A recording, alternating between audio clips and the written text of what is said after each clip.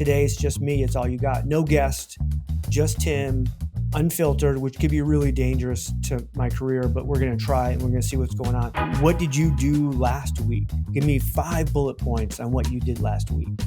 And oh my God, people are losing their minds. And I'm like, what do you mean? Why haven't we been doing that? Every time I send you a candidate, you should interview that candidate. I'll give you the one knockout, the 10%, but we should be batting around 900. If you are batting 300, you could be a Hall of Famer in the Major League Baseball. And in recruiting, you should be fired. My wife actually called me out on this weekend when we were driving. We were talking about this Elon thing and all the stuff that's happening. And like I was kind of railing on, like younger workers today are just soft. What it really came back to was lack of consequences. One of my kids talked back to their mother. We might, make them go to their room and take away their screen time. My dad whacked me. Like I had an immediate consequence. Lack of consequences creates opportunity for people who are willing to actually do what others aren't willing to do, right? And be that person that's going to be the victor and be that person that's going to come in and do more. We should get out there and actually stop complaining, just work hard and good things are going to happen for you. And I truly believe a younger generation right now has more opportunity than ever. The ones who are willing to work really hard and just put their head down and bust ass have such an advantage. By the way, every generation, those people have had such an advantage, but it seems like even now, right, they could have more. HR Famous, it's Tim Sackett. I'm back with another episode of the best HR podcast in the land. Like, I don't know what to tell you. Partly it's probably because of me. Probably it's the guests I have. But like I told you, if you've been kind of paying attention, following along, today it's just me. It's all you got. No guest, just Tim, Unfiltered, which could be really dangerous to my career, but we're going to try it and we're going to see what's going on. I got 3 things I want to talk about today that have been kind of on my mind. One came last week. I had the invitation to go and speak to a group of SHRM members, right? And I guess it's like kind of a SHRM group, so it's members, non-members, whoever they can get, to come in for the meeting. And it was interesting because we were talking about kind of talent acquisition and building this hiring machine and all of these things. And then afterwards, we have kind of a really robust kind of Q&A, which is really my favorite thing. Like, again, I love sharing, like, hey, here's the tech you should look at and here's things to try. But like at the end, then you get to really hear the questions. And one of the questions that came up was one that I think is so foundational in recruiting, and we broke it. And so that's why I love to talk about this one, which is the lady had said to me, she's like, hey, Tim, like, you've talked about like, sending these, how many candidates and, setting up interviews and all of this stuff. And she's like, look, I can't get a hiring manager to, like, if I send them like I find a good candidate, somebody applies and we screen them and I send it to the hiring manager and I'm like, okay, hey, let's interview this person. And they're just like, they won't just interview the one. They go like, well, let's wait till we get some more. And she's like, I know we're going to lose this person if we don't interview now. And it's this weird dynamic because every ATS in the land right now will show you that, like, the average number of applicants, right, has doubled in the last like 12 to 18 months. Like we see more and more. Now, a lot of reasons for that, right? We have candidates using AI to apply. We have, companies that have gotten a process that's better. So that it's allowing candidates to apply faster, easier, right? And so we're getting better at top of funnel, but it actually creates more work on us. But we also know, as like recruiting TA leaders, HR leaders, that just because the average number is big and doubled and blah, blah, blah, we always have those openings where we struggle to get hardly any traffic. And there's a lot of reasons for that, right? I mean, it could be a job that just doesn't have a ton of skill sets out there, right? So you're always going to have less. It could be you're underpaying for that job. It could be you're not well known, right, for being somebody to go to work for the brand. Like if I'm some kind of an IT person, and we see this a lot, and you're a manufacturing company in the middle of the Midwest, you're going to struggle to get good IT talent because they don't view you as great for their career, even though the job might be great, the pay might be great, like everything, the balance might be great, the work they get to work on is great. They just don't know, right? So I go back to the initial problem. of not being able to get a hiring manager to move on a candidate to interview.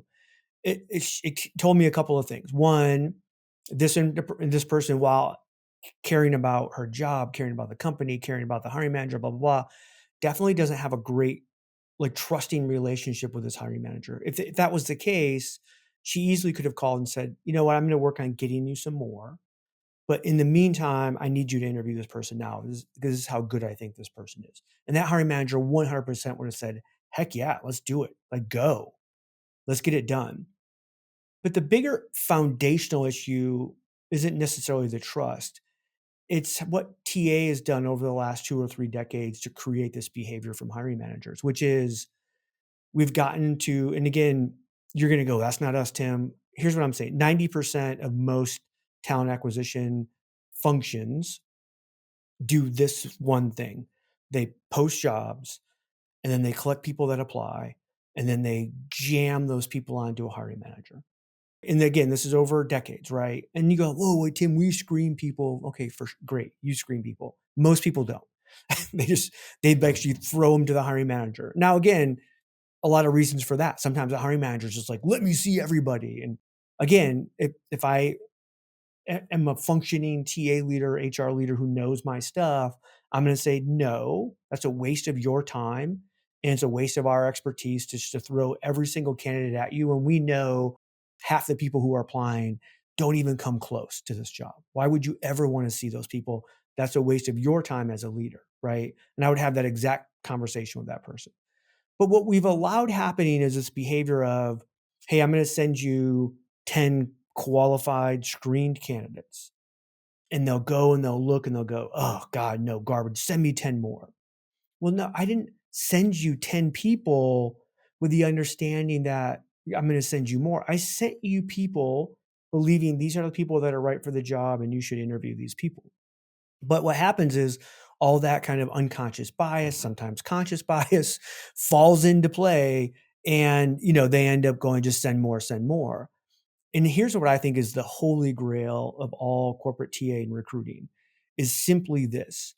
You should be able to get to 90% perfectly you're going to interview the person that I sent to you.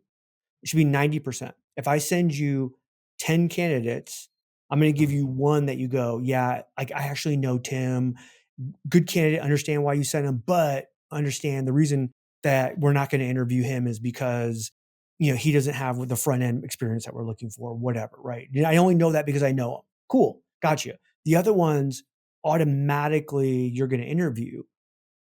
And here's my reasoning is we are wasting resources within the company every single time that I go through and I post a job and people apply and I screen those people. And then I go, yeah, this person would be good for our culture, good for this job. I've done the intake. I know what they're looking for. And I send it to the hiring manager and they go, no. Well, you just wasted all of that time, energy, resources that we spent to find that candidate. Why would you say no? Well, they went to ABC school and I don't like that school or whatever. I just know that school's crap. And you're just like, well, just because you have that bias doesn't mean that this person couldn't be great. And so for me, I think the holy grail is every time I send you a candidate, you should interview that candidate. I'll give you the one knockout, the 10%, but we should be batting around 900.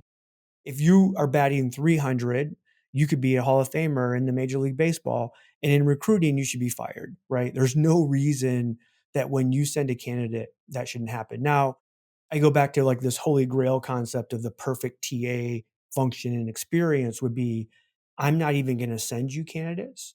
You and I have this great relationship. We trust each other. All I want is to find a great candidate for your position and success of this company, success for you as a manager. So I'm going to just basically, you tell me, you give me openings on your calendar, and I'm going to fill those with great talent that you're going to interview. Understand, we're adults. There's going to be false positives that happen. I'm going to send you somebody and they're going to completely crap the bed in front of you.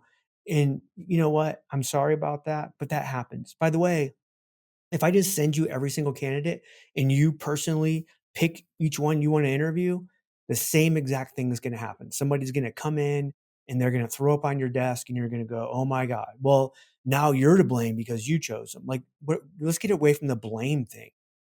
These are human beings. False positives happen. For the most part, though, we should have a trusting relationship where I send you somebody and you don't even question whether or not you want to interview them. Automatically, you want to interview them because you know I put the work in to find them for you.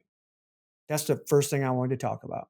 I think we are failing at corporate TA when we don't get to that realm of saying, "Hey, I don't need to send you more." Now go back to this hiring manager that wouldn't interview the one candidate. How can you get around that? Again, you can't just, push people to get to this holy grail concept. You have to work your way there, build that trust, blah, blah, blah. I think one thing you could do is just say, "Hey, I'm not going to just send you one candidate, right? I'm going to send you 3, and I'm not going to send you any more until, I get you to, actually interview these people or tell me exactly why these 3 actually won't work for you," or whatever that means. I'm never ever, and I'll have this conversation with every executive all the way up. I'm never going to send every single person who applies to a hiring manager who thinks they know more than I regarding the job, the culture of the company, what we're looking for in terms of talent, blah blah blah. Like, I'm just not going to happen. Now, happily sit down with you as a leader and go through every single one, so now I can learn. Right, that's that trust building. But like, we have to get beyond that. The other thing that happened, that's like people are losing their minds, especially in HR, is Elon Musk going out to the federal government and sending out the email that said, "Hey, now what did you do last week? Give me 5 bullet points on what you did last week."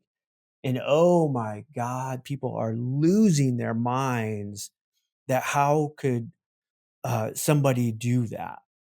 And I'm like, what do you mean? Why haven't we been doing that? And so again, I'll go back to the foundational issue of what Elon has found in government. By the way, we all knew this was an issue. Like, let's not act like somehow Elon is the evil or the devil for finding out that government was inefficient. We all knew it. Democrats, Republicans, libertarians, Green Party, we all knew that the government sucked and was inefficient and that they were wasting money and we had to get better, right?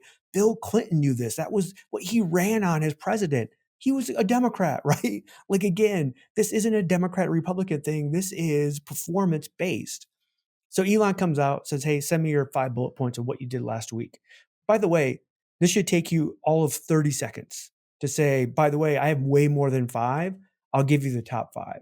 But if you want 50, I can give you 50 because there's 50 things, right, that I worked on last week, if not more, blah, blah, blah." Here's the foundational issue. We suck at managing performance as managers.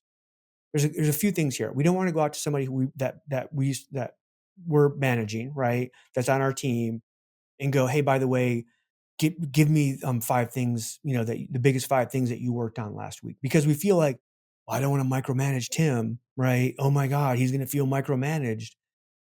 Okay, I don't give a shit if that person feels micromanaged. I'm paying them to do a job. They should be able to easily tell me and not feel like I'm micromanaging them around 5 stupid things that they did last week. So we suck at that, right? That we can't even manage the performance of individuals that are out there. That is hugely problematic that that's the case and that we feel that way, right? Part of that would be, as a leader, I would never go out and just say that. I would say, "Hey, by the way, we have a high performing culture, and I want to know the 5 things that are most important to you that you were working on last week so I can know I can support you on those things." Also, if there's another priority that I know comes from top down that some leader says, "Hey, by the way, this has become like the biggest hot button in our company," I also want to be able to redirect and help you understand, "Hey, by the way, this wasn't in your top 5. Let's make sure we figure out a way to get it there over the next week or month," or whatever, the focus is going to be. Like, that's just good leadership management conversation to have. But foundationally, somehow we feel like we shouldn't be able to go out there because we're micromanaging somebody. Or here's the other piece is we go, "Well, I'm leading this team. I should already know what they're working on, so I don't have to ask them." Okay, cool. If you're that kind of leader that already knows and you're having great one-on-ones and blah, blah, blah, good for you. You go do that. By the way, I can't remember, it was some tech CEO was like railing on the one-on-one concept. And he was like, "It's so inefficient. I would never have a one-on-one." And I've always been an advocate for one-on-ones. He was saying he doesn't have one-on-ones because it slows the process down. Instead of having one-on-ones, I have my entire team together and we just put it all out there, right? Now, again, that's great if you think like you have this open and honest environment where everyone's going to share openly, but if I'm having a one-on-one with somebody and they're struggling with something, they're more likely to actually tell me, hey, I need some help here in a group of their peers, are they gonna come and say they're struggling?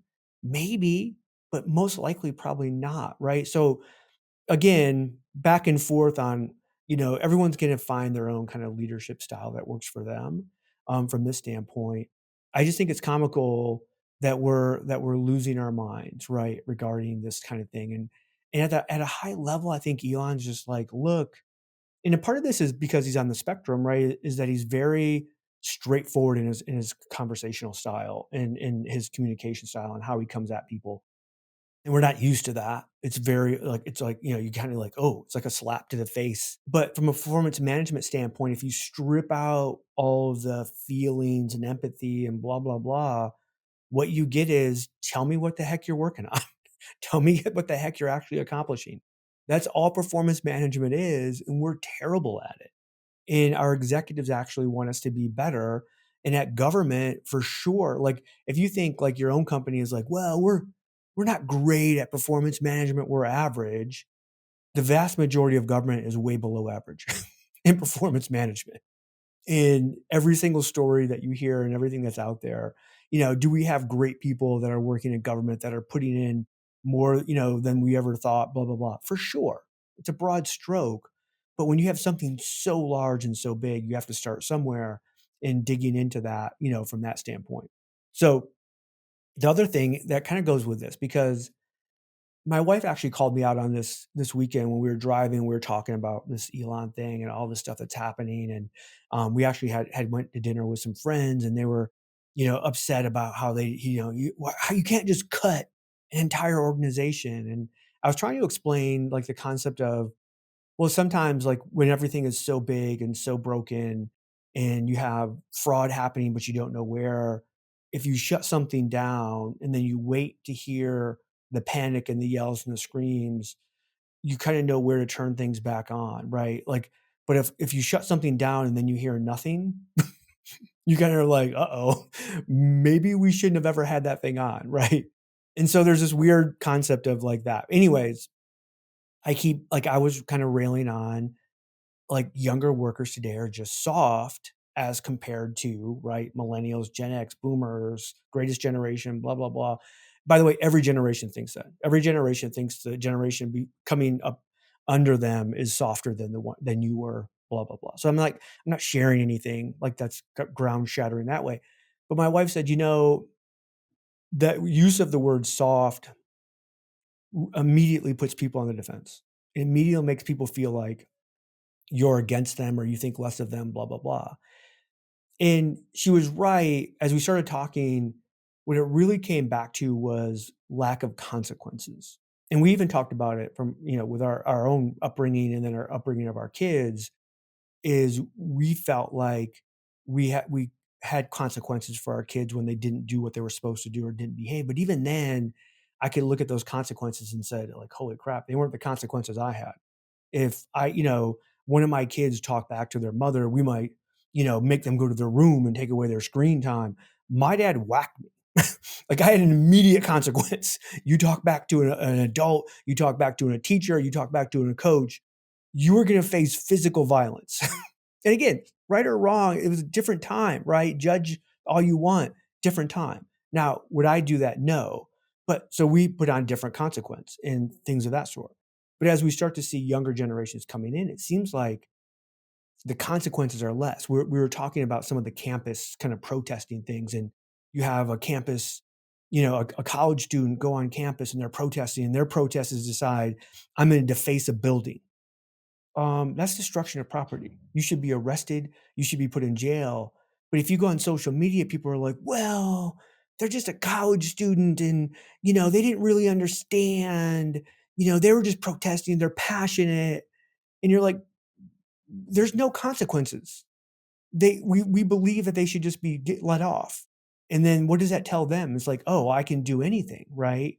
And then you see, hateful speech happening, you see violence happening, and again, it just escalates when there's no consequence. You see this escalation of behavior that happens. And so I have to change my own kind of wording in how I talk about younger generations being soft, because I truly believe like there's no better time for a younger worker to be successful than there is today, because you have so many other people in your generation who are just like, I just want to work from home and I just want to do this, and they don't really want to grind hard, they don't really want to come into the office and be that victor. Instead they just want to complain that I'm working from home and somehow my company doesn't give me free lunch, and you're like, what? Like, I don't understand. Again, I said it, hey, that's soft. Consequences.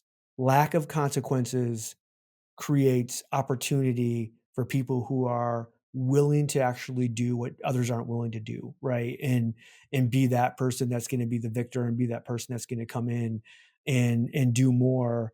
So yeah, I got to change my own kind of way that I talk about that. I understand that's defensive, calling somebody soft. There's a piece of me that likes that, right? Like there's that kind of that hustle culture mentality that I have in me, that I don't necessarily love all the hustle culture. Like, I get up at 2:45. Like, shut up. You don't do that. I start my day by running a marathon and then sitting in an ice cold bath for an hour, and then I eat, wood. Like, shut up. Like, I don't like that kind of hustle culture.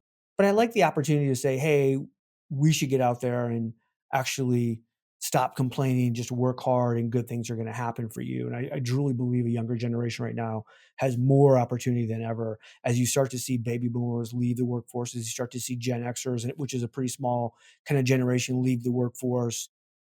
And you have these millennials, and you have kind of the Gen Z coming up, and alpha be underneath them.